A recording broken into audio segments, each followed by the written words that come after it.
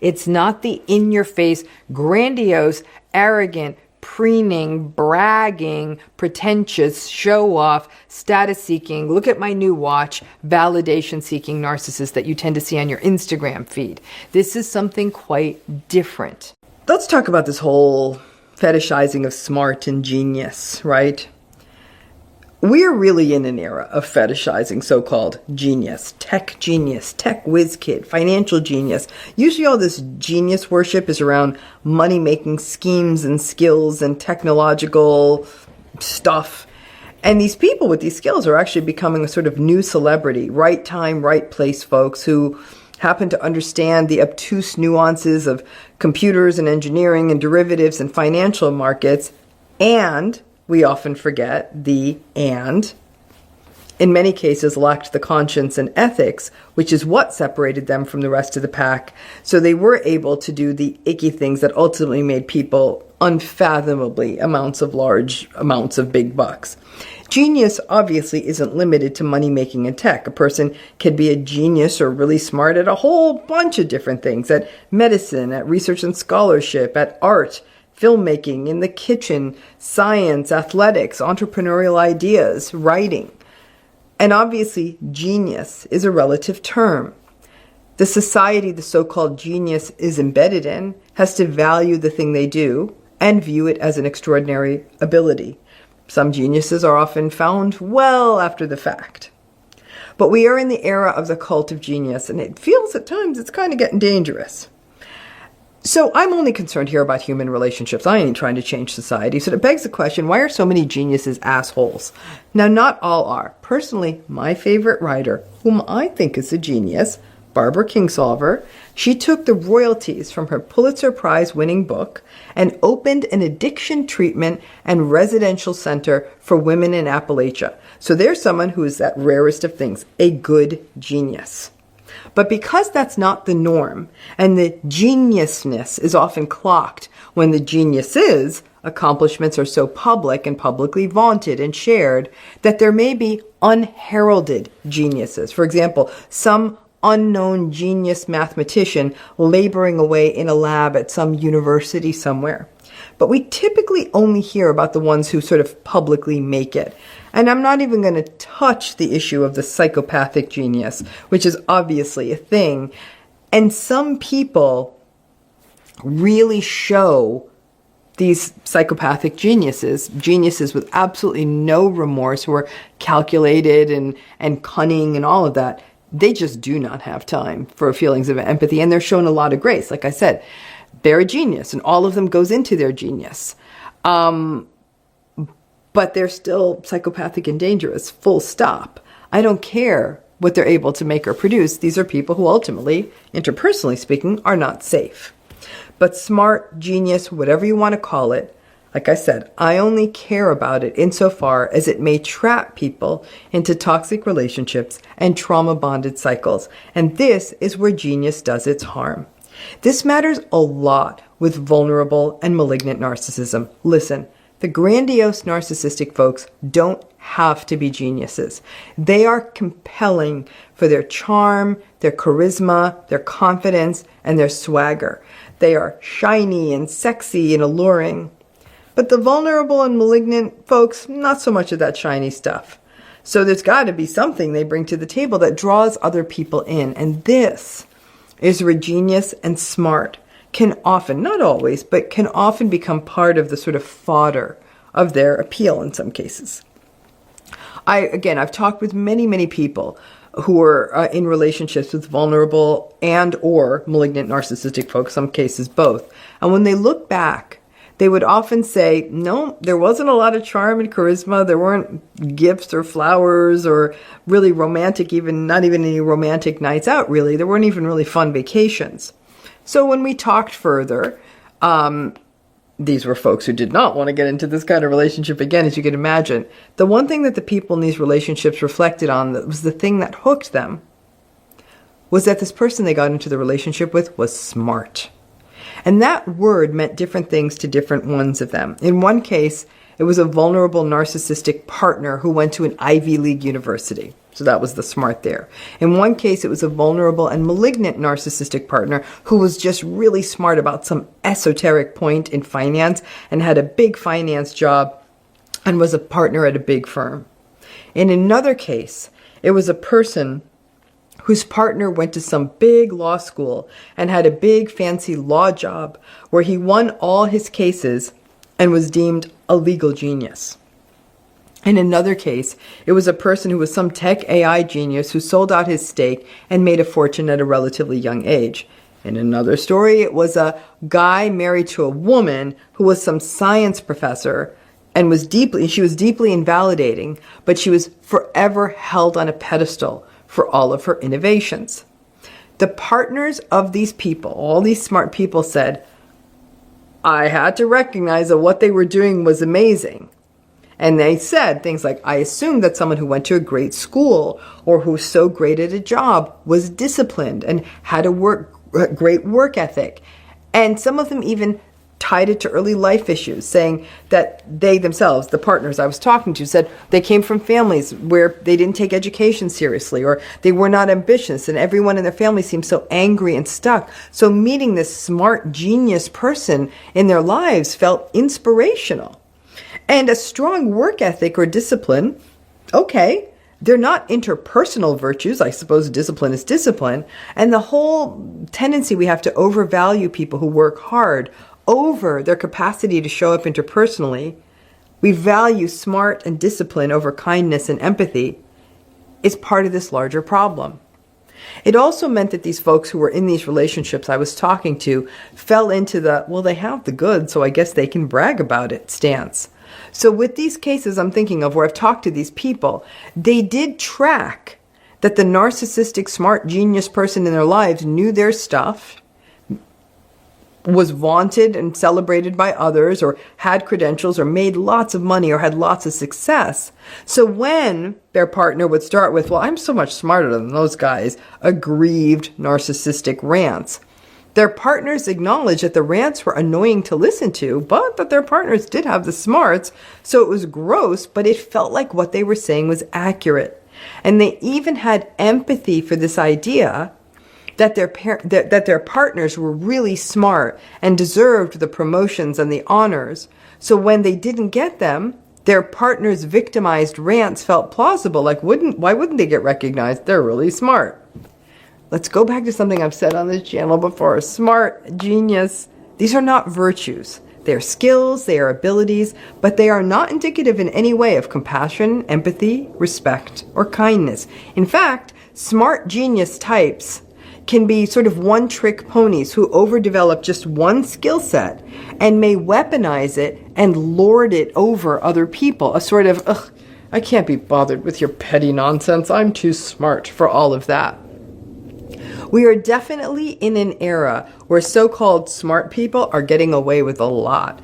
And I gotta say, I feel pretty helpless in the face of that as I'm guiding people through these relationships. But like I said, my focus is on protecting and fostering healing for people who get into narcissistic relationships. And that means understanding what are the things that make unhealthy people attractive, and getting past the swagger of the grandiose narcissist or the basic love bombing tactics and viewing this as us learning to not give too much weight or make assumptions or make excuses on the basis of smartness or genius.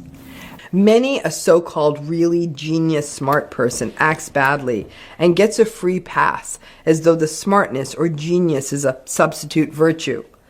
Kind of like, if you're so smart, maybe you don't need to be nice. I don't think so. And it doesn't work in a close relationship.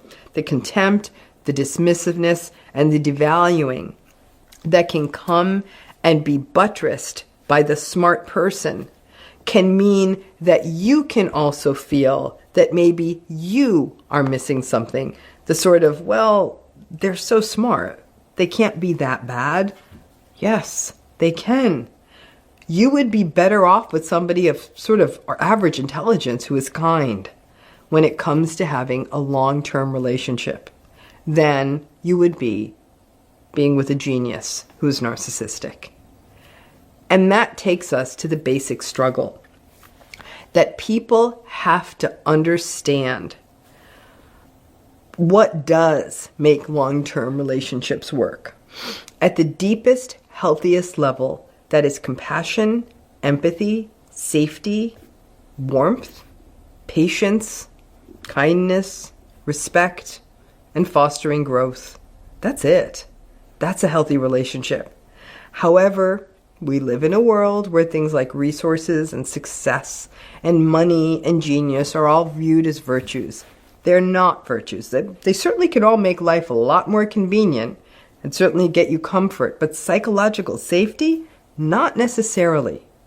If you win that life lottery and find a partner who is the genius or just the smart person who also happens to be compassionate, empathic, warm, and kind, you just hit one hell of a lottery. It is rare. And that is because of how we socialize so-called smart people or genius people. And the entitlement we can often foster in them by praising their smartness and accolades and accomplishments, and sometimes not even expecting them to behave empathically. It's as though the smartness becomes an excuse and is often coupled with their contempt for other people's emotions and needs. We have become so reliant on the stuff that these so-called geniuses have created in the world.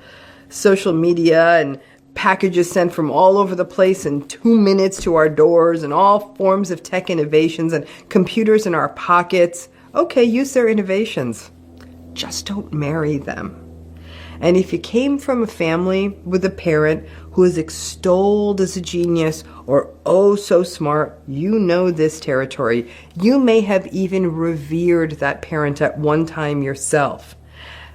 You might have also been scared of them and wonder what was wrong with you, because after all, they're a genius. And you may have found that the trauma-bonded patterns were made worse because the prevailing wisdom was to worship that parent's intelligence and contributions. But none of that is worth a damn when you are a kid who just wants to be seen and loved and attuned to. So always look for the healthy stuff first. Do not let the smart trick you. It's a tricky trap and something I have talked about before, but it is a trap that people are still getting pulled into. A genius may be great for an interesting conversation at a cocktail party, but maybe not to take home for the long term. Hold out for the person who won't shame you for your emotions or vulnerability or needs, or turn their so-called genius into a weapon that they use to dominate. Because there's no smartness in the world that feels the way being really loved and seen and safe does. So what might be the most dangerous form of narcissistic personality? You can drop it in the comments. It may not be exactly what you think. By now, you know that this whole narcissism thing is not simple. It's on a continuum. There are many subtypes. There are different pathways to how someone becomes narcissistic. It's really almost a three-dimensional kind of a thing. There are also different ways that narcissism shows up, depending on overlaps with other issues, such as addiction. Narcissism has also been found to be consistently associated with violence and aggression. And I have talked about the important study that came out by Kiervik and Bushman that consistently showed in their study that narcissism was associated with all forms of aggression. One of the most challenging aspects of the narcissism conversation is how we have been stuck on this grandiose type for so long. The show-off, the arrogant, braggy, snobby, extroverted, charming, charismatic, selfish narcissist. Interestingly, while this type of grandiose narcissism can be dangerous, especially if folks like this don't get their way, in my opinion and in my experience, I don't think that this is where the danger lies when it comes to narcissism. In fact, some research shows that the grandiosity is almost like a strange sort of hedge or a protection against them really getting their behavior to get too dangerous.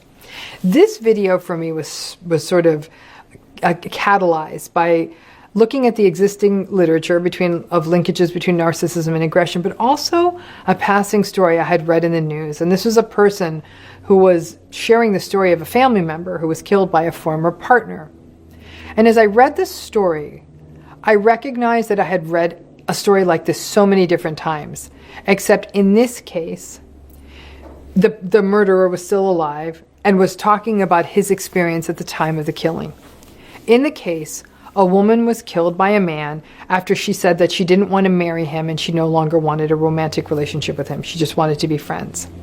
And she was horribly attacked and murdered and appeared to continue to be attacked after she died. The man, by all accounts, was a person that very few people even noticed when he was alive. A quiet life.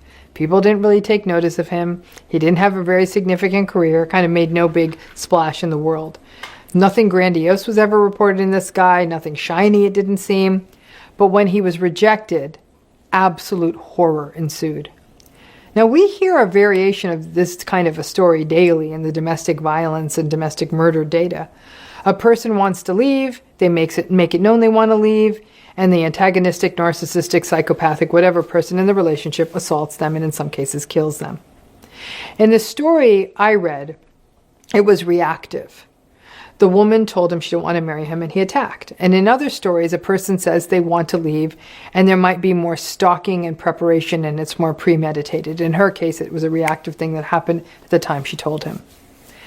And underlying all of this is often the more vulnerable form of narcissism. It's the pressure cooker narcissism, the victimized, sullen, aggrieved, angry at the world, sort of rootless, disenfranchised, disgruntled, the world owes me something, you owe me something, thin-skinned, provocable, dangerously angry, right under the surface, suspicious to the point of low-grade paranoia, but not necessarily charming, charismatic, socially successful, extroverted, occupationally successful, status-seeking, attention-seeking narcissism. There's a difference.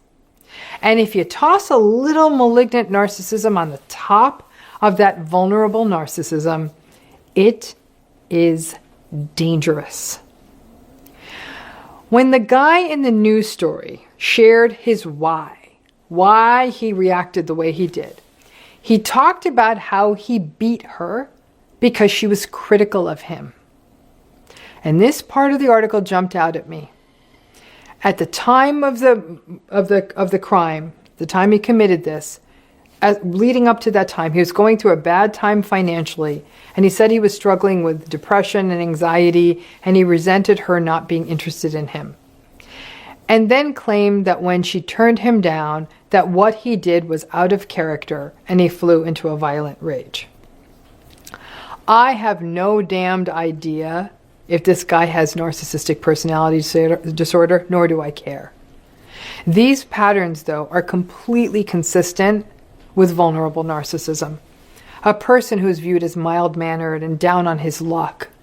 And then, when an ego injury ensues, that rejection sensitivity kicks in, and they attack the target of that injury. In a way, because vulnerable narcissistic folks don't have the protective elements of grandiose narcissism, the success, the work that they may enjoy or are good at, social relationships, ongoing validation. Again, there is more of that pressure cooker vibe. The danger is more likely. I mean, this guy apparently had not done anything like this before, and then he was sent to prison after this crime. His prison record was unclear, but it didn't seem like he engaged in violence there. A reminder that the acting out and the aggression are also sort of a form of how the narcissistic person regulates to shut down the thing that brings out the shame in them. In this case, it was the partner. And then the narcissistic person will return to baseline. Now, in this person's case, because they killed someone, there was a consequence. In many cases, there are not. Might be verbal violence, that kind of thing. Ultimately, her family suffered an unspeakable and unfixable loss. Now, the domestic violence world struggles with this all the time. Supporting people most often women, who want to leave harmful, frightening relationships, but are too scared, frankly, sensibly so, that they're too scared to leave.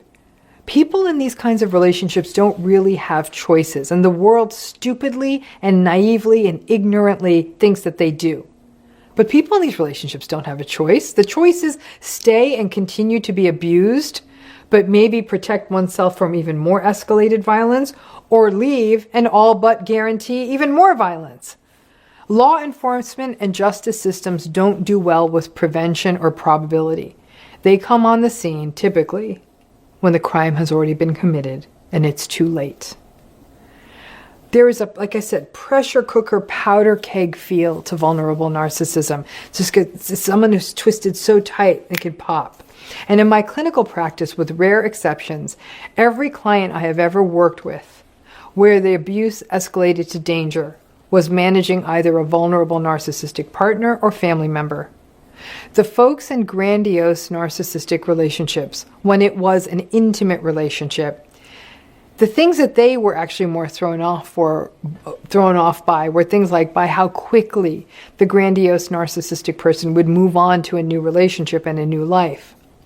But when it is vulnerable narcissism, again, we see this thing called rejection sensitivity and even abandonment wounds that are coupled with entitlement. And that's a dangerous mix.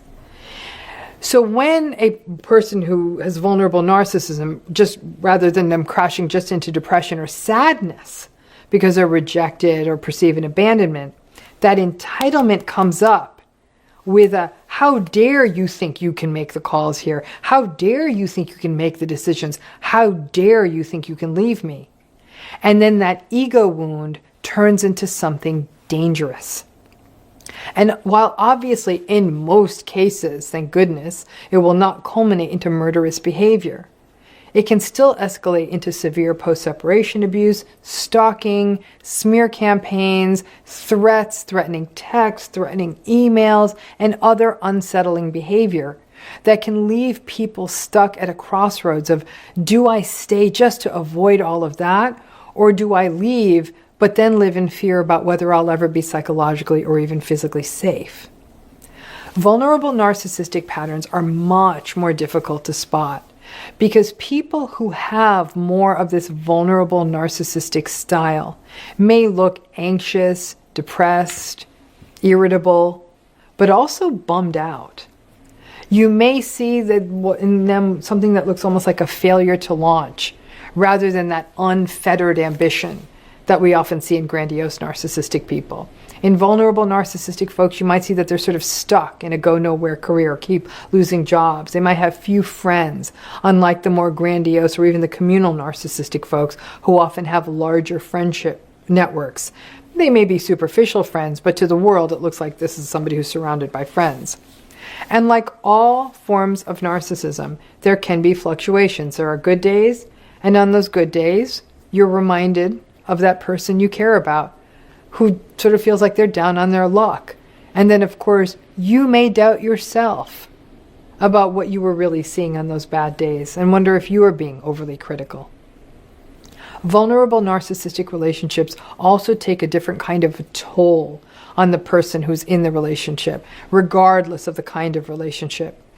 People who are in vulnerable narcissistic relationships feel lots and lots of guilt, because the vulnerable narcissistic person is often not bragging or cheating, but often appears to be struggling, and may also be depressed or struggling with anxiety alongside their narcissistic personality. So for people who are empathic and are in these relationships, if you're that person, you may find yourself trying to help them, feeling bad for them, feeling guilty that you keep getting sick of their behavior and they're complaining and that you just wish you didn't have to deal with them, feeling that you can't leave because they're already so down in so many areas of their lives. But then in moments when they sense that you may be slipping away, they may have also either shared threats that, for example, that they might harm themselves if you would even consider leaving them, or making obtuse threats like, you'll be sorry if you leave me. And for most people, You may not have ever clocked this as narcissism because it just doesn't look like that grandiose type. It just looks like a person who's struggling and maybe angry too. And why is it important for you to understand the narcissism piece? Because vulnerable narcissism, like all forms of narcissism, is not particularly amenable to change. And many therapists, frankly, are thrown by it. Most therapists will focus solely on the depression or the anxiety or the neurosis and miss the narcissism. And it can be an arduous experience on both sides because the narcissistic client is using therapy oftentimes as a place to just keep venting and sharing all the parts of their life where they're a victim and how nobody's nice to them. And the therapist is trying to treat their symptomatology, for example, like it's depression, and it sort of becomes this eternal, endless cycle. Now, while vulnerable narcissistic folks are more likely to get into therapy, unless that therapist really gets under the hood and works on the narcissistic stuff, their therapy may not create much change in your relationships. All of this said, this lines vulnerable narcissism up as being, in my estimation, and unexpectedly so, a more dangerous form of narcissism. You may wonder, what about malignant narcissism? Yeah, it is also dangerous, but oftentimes malignant narcissistic folks who are more prone to things like coercion, taking advantage of people, and controlling people, the dangers are obviously there at the point if the separation, if somebody decides to leave one of these relationships. And there's so much fear in the day-to-day of these relationships. And in a malignant narcissistic relationship, the possibility of danger is always around the corner. You're not surprised by it. And as a result, people may not feel as much guilt in these relationships. So it's a different kind of stuckness. The stuck in a narcissistic the stuck of a malignant narcissistic relationship is fear and isolation. The stuck of a vulnerable narcissistic relationship is guilt. Because with a vulnerable narcissistic person, the possibility of danger doesn't often register because there's often such a victimized, depressive feel to that personality. So people are also not as prepared. In a malignant narcissistic breakup or disconnection, people may go to greater lengths with safety plans because the dangers feel more present and real. In a vulnerable narcissistic relationship, until the time you think of disengaging or disconnecting, you may not be thinking about or concerned about escalation, so you may not be as prepared.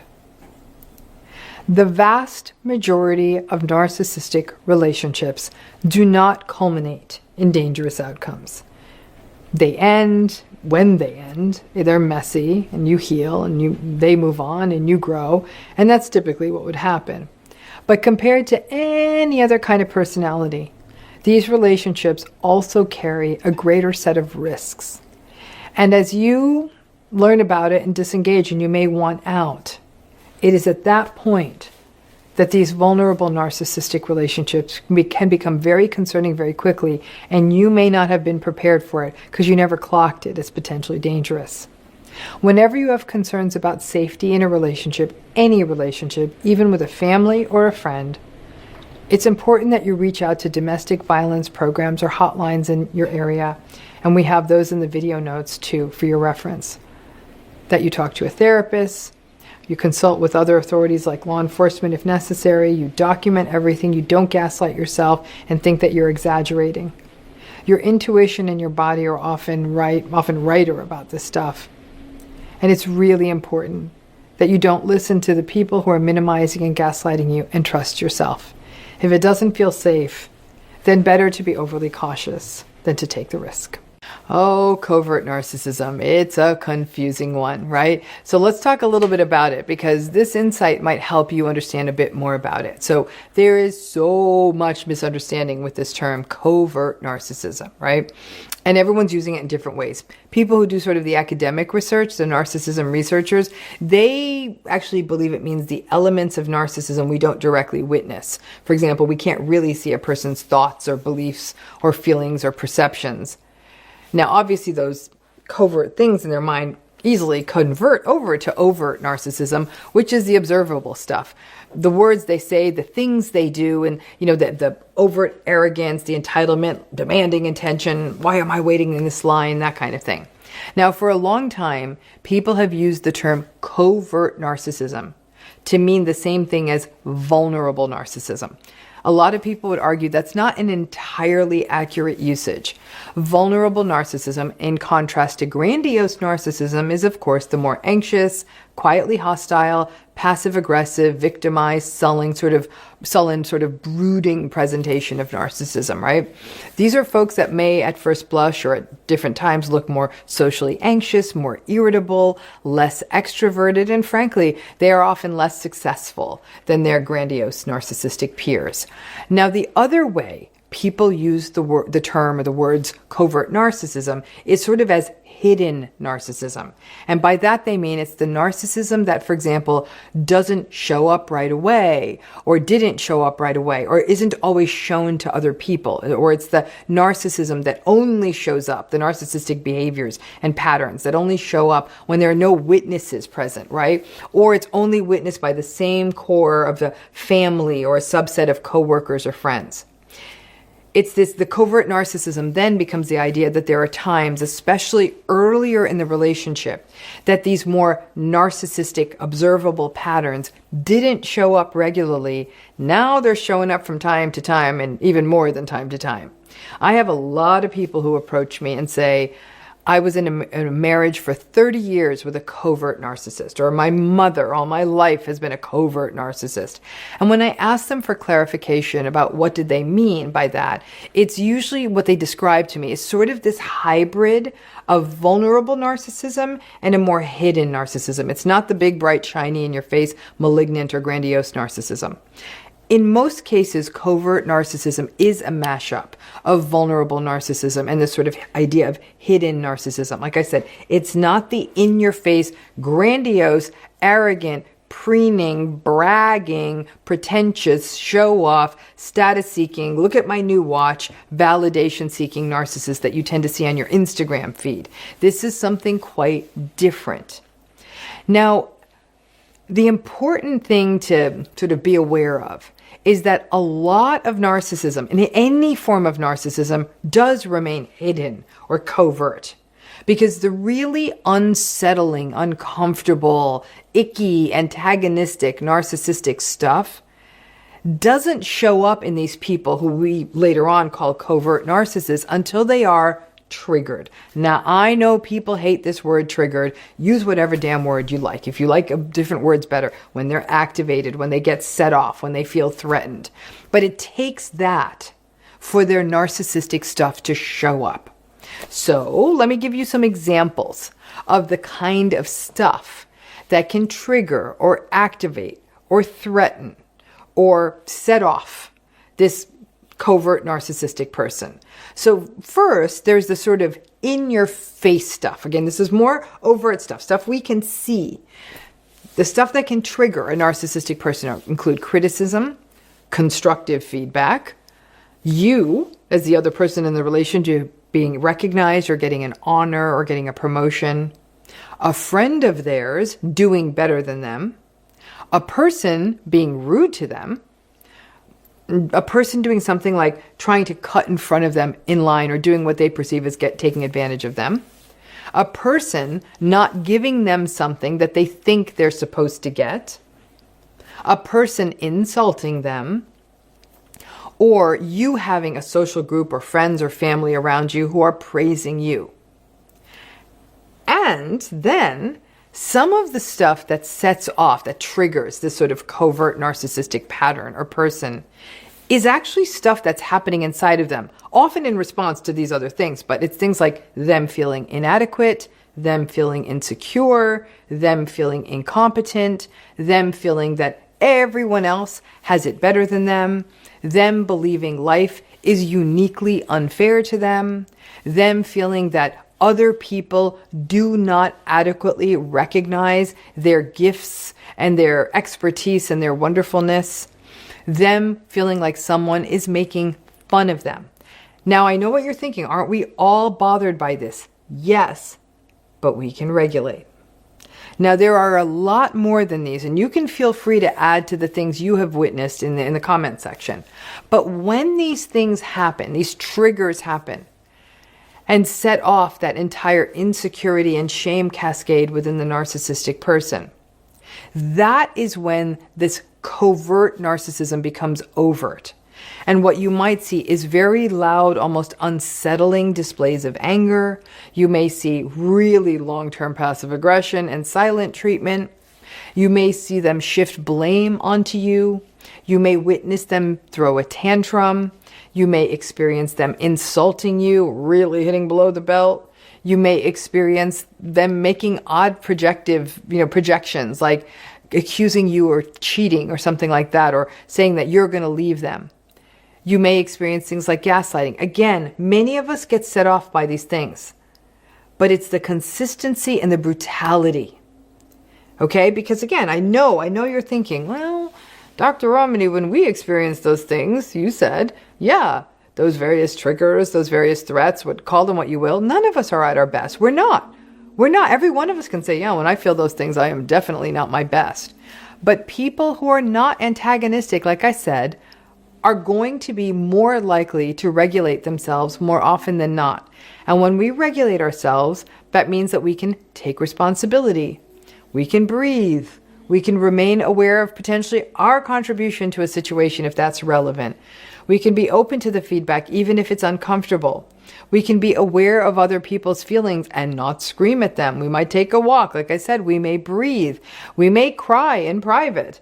And even if you as a healthier person, or anyone as a healthy person, doesn't respond gracefully, maybe we do kick it up, maybe we do yell, maybe we do get passive aggressive. A healthy person will apologize and own their behavior. It's the triggers that make the covert narcissism more observable and seeable. And it can take a minute to understand this pattern, especially, for example, if the covert narcissistic person is actually often a little bit more mild-mannered. And they do their thing, and they might be a little bit of a buzzkill or a bit of a malcontent, but they're not really lashing out, right? It doesn't even seem like it sounds like what we talk about as narcissism. You may even rationalize the covert narcissistic person's behavior as well. They're just really sensitive when they get criticized, or they're just really insecure, aren't we all? Or they're just embarrassed, and no one's at their best when they're embarrassed. And you know what? Those things may be true, and good for you for having empathy for that, but it doesn't rationalize the behavior. At some point, even a 4-year-old gets a timeout for their tantrums.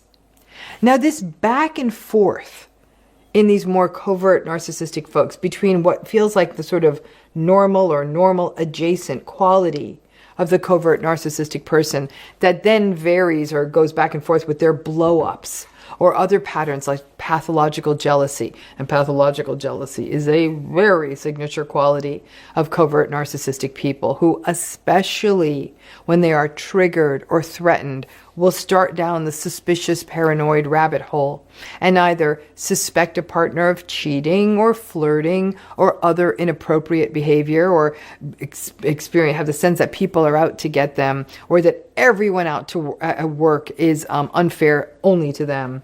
And once that cycle begins, it's very hard to get that sort of cognitive genie back into the bottle with a covert narcissist. As a relationship with a covert narcissistic person proceeds over time, the gaps between normal days and the blow-ups because of their triggers, well, those gaps become smaller and smaller. You may find that where once upon a time you had decent weeks or months in the relationship, that what happens is that starts to get narrower and narrower, and it's at best you might get a decent few hours.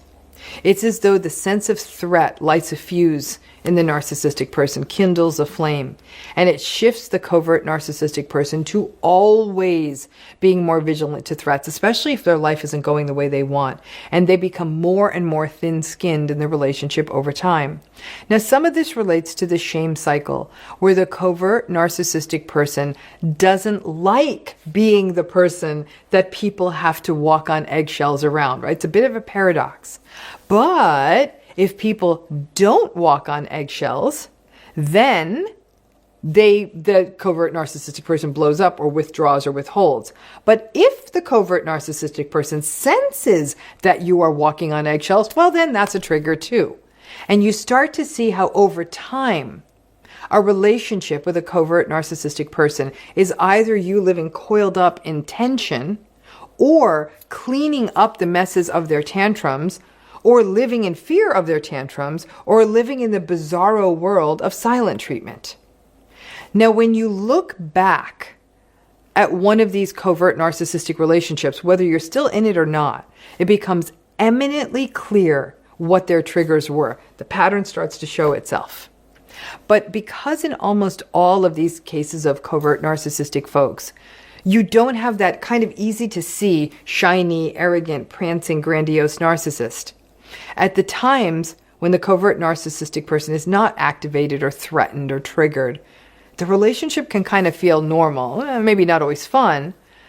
The covert narcissistic person you might even have the experience of them as being sad or sensitive.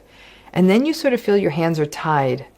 Because even once you recognize that this is a whole insecurity, sensitivity, imposter thing, well, you can't point that out to the covert narcissistic person saying, I get why you're angry. It's about your imposter syndrome. Because then more shame, more anger, more dysregulation. And then it becomes patently clear you can't win. The paradox of the covert narcissistic relationship is that unlike relationships with grandiose narcissistic folks or malignant narcissistic folks, these relationships tend to pull more for pity and guilt from us, as well as the usual stuff like frustration, self-blame, confusion, rumination, all the usual narcissistic abuse fallout. Because the insecurity and social anxiety and shame are right there, kind of right under the surface, you may have found that in that relationship, you did kind of feel bad for them. Because again, it's almost like that shame and frustration was almost starting to pop out under their skin.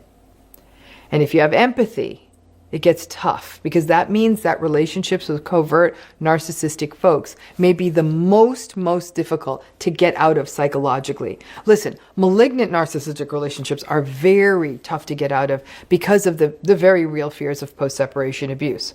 Grandiose narcissistic relationships can be very hard to get out of because it's actually kind of fun and you know they're going to replace you just like that. But these covert narcissistic relationships can often leave you feeling like you're the bad one for being frustrated with them or wanting to leave. And it can be very difficult to break out of that cycle, even after you've left. But once you unearth that pattern of threats and triggers that set off this covert narcissistic pattern, and you then can see it, and you know exactly which triggers do, it's like breaking a code. And it will be eminently clear to you how this relationship works from that point forward. It doesn't necessarily mean that seeing it this clearly makes it easier to navigate the relationship or leave, but you feel less crazy, and that is worth something. But again, I can already hear you through this screen. Now, some of you are saying, oh, I'm insecure. I'm insecure because of this relationship. And when I'm insecure, I'm not at my best and I'm not always regulated. And sometimes I do lash out, or sometimes I do get a zinger in there. I know that this video for some of you might leave you saying, oh, I always wondered if I'm narcissistic. Maybe I kind of am.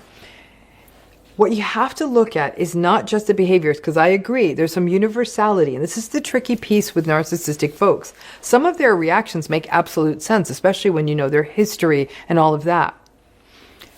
It's not so much the mess, it's the cleanup. Because we as human beings are not perfect. We are going to make mistakes in our relationships. We are going to say the wrong things. We are going to do the wrong things. We are going to get triggered. We're not going to be perfect. The imperfect reaction does not the narcissist make. It's what happens after. Again, it's the cleanup. And after it happens, the narcissistic person doubles down. They blame the other person. They double down on sort of the paranoid threat, like everyone's out to get me. No one understands me. Everyone hates me. It's all your fault for not being nice to me. And will withhold even longer until everyone else comes and has to fix the mess, right? And other people even apologizing when they're not the ones who did something wrong. For everyone else who is more healthy, who's done the work, frankly, the cleanup then becomes a genuine apology, a recognition that you hurt someone, not a, I'm sorry you feel that way. That is not an apology. Or I didn't mean that, or I didn't intend that. That is not an apology. It's, I really treated you badly, or that reaction was completely out of hand. I am so sorry. I am so sorry for however that left you feeling, and then listening to the other person sharing their feelings and tolerating that discomfort. None of us are perfect. Narcissistic people, healthy people, that's being a human being. The cleanup is everything. And in all narcissistic patterns, including covert narcissistic patterns, we don't see the cleanup. A lot of people, they get stuck. Am I the narcissist? That's really the ringer. So I hope this video has given you some clarity on these patterns and also helped you explore a little bit. If you're wondering, do I have these patterns? Maybe you do have these sort of trigger response patterns, but you got to reflect on as your cleanup. Thanks again.